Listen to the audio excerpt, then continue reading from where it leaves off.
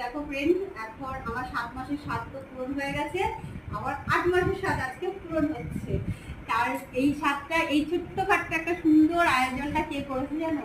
সব থেকে বড় কথা হচ্ছে আমার পিসি আর আমার বোন আসতে পারেনি আমার 7 মাসের স্বাদে।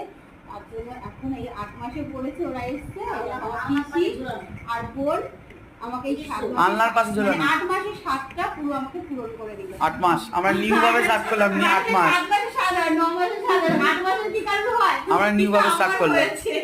এই যে পূরণ করে দিয়েছে। দেখো কি কি রান্না করেছে, দেখো আমার বোন নিজে হাতে বাজার করেছে, নিজে হাতে রান্না করে আমাকে দিয়েছে। দেখো এখানে আছে বেগুন ভাজা, কাঁকরোল ভাজা, আলু ভাজা, এটা কি মাছ ভাজা, পটল ভাজা, এখানে ঘি, লঙ্কা, লেবু, এখানে আছে পাঁপড়, এখানে আছে দই, মিষ্টি, চাটনি, ইলিশ মাছ।